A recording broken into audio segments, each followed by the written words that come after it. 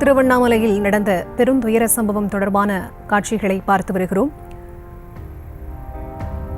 பாறைகளும் மண்ணும் வீட்டை மூடியதில் 7 பேர் உயிரிழந்திருக்கிறார்கள். தொடர்ந்து அவர்களை மீட்கும் பணியானது 30 மணி நேரத்தை தொடும் வேளையில் நிறைவடைந்திருக்கிறது. இது தொடர்பாக முழுமையான விவரங்களோடு இணைப்பில் காத்திருக்கிறார் ராஜேஷ். அவரிடம் பேசலாம்.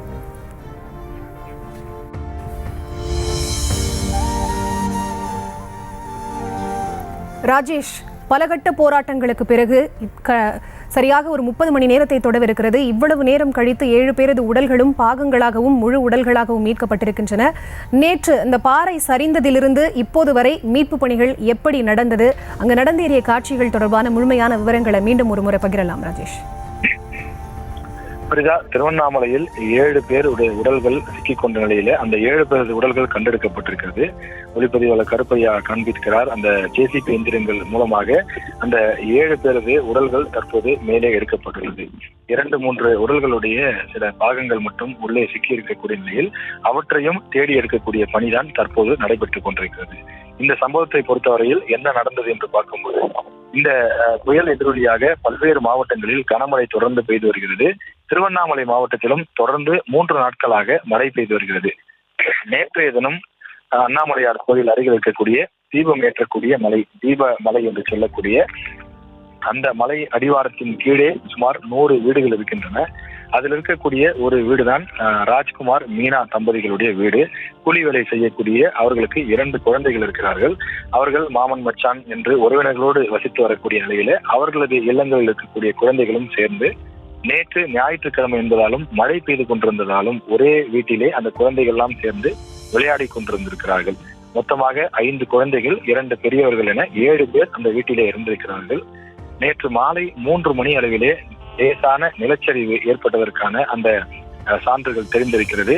ஏதோ அசம்பாவிதம் நடைபெறுகிறதே என்பதை உணர்ந்த அக்கம் பக்கம் வீட்டார் அலறி அடித்துக் கொண்டு வீடுகளிலிருந்து வெளியிலே ஓடி வந்திருக்கிறார்கள். ஆனால் இந்த சம்பவம் நடைபெற்றிருக்கக்கூடிய ராஜ்குமார் தம்பதியினருடைய அந்த வீட்டில் குழந்தைகள் இருந்ததாகவும் பெரியவர்கள் தூங்கிக் கொண்டிருந்ததாக சொல்கிறார்கள். எனவே அவர்களுக்கு இந்த விவரம் தெரியவில்லை. அவர்கள் அந்த குழந்தைகள் வீட்டிலேயே விளையாடி கொண்டிருந்தார்கள் என்று சொல்கிறார்கள். திடீரென்று மண் சரிவு ஏற்பட்டிருக்கிறது.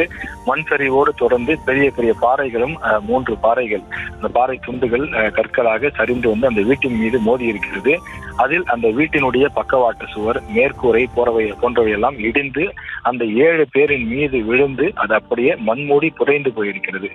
கிட்டத்தட்ட ஒரு 5 அல்லது 6 அடி ஆழத்திற்கும் கீழாக அந்த மண்மூடி அந்த வீட்டினுடைய அந்த அனைத்து பொருட்களும், இந்த டிவி, பொருட்கள், மனித உடல்கள், மனிதர்கள் என 7 பேரும் குறைந்து விட்டார்கள்.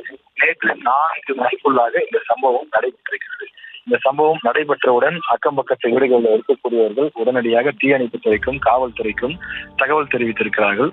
சம்பவ இடத்திற்கு காவல்துறையினர், தீயணைப்புத்துறையினர் வந்து மீட்பு பணிகளை மேற்கொண்டிருக்கிறார்கள். ஆனால் நேற்று தொடர்ச்சியாக மழை பெய்ததாலும் தொடர்ந்து மின்சாரம் இல்லாத காரணத்தாலும் இந்த குறுகலான பாதையிலே அவர்கள் மீட்பு பணிகளை மேற்கொள்வதில் தொய்வு ஏற்பட்டது. பகல் முழுவதும் இரவு முழுவதும் பணிகளை மேற்கொண்டும் கூட அவர்களால் ஒரு சிறு விஷயத்தை கூட நகர்த்த முடியாத ஒரு மோசமான சூழல் இருந்ததாக குறிப்பிடுகிறார்கள். பிறகு 2.5 மணி நேரத்திற்கு முன்னதாக ஒரு ஜேசிபி எந்திரம் பெரும் போராட்டத்திற்கு பிறகு கொண்டு வரப்பட்டு NDRF வீரர்கள், தீயணைப்பு வீரர்கள் உதவியோடு பள்ளம் தோண்டப்பட்டது. அதன் பிறகு வீட்டிற்குள்ளே இருந்த அந்த பத்திரமாக மீட்கப்படுவார்கள் என நம்பிக்கையோடு காத்திருந்த அந்த உடல்கள் ஒன்றன் பின் ஒன்றாக எடுக்கப்பட்டது.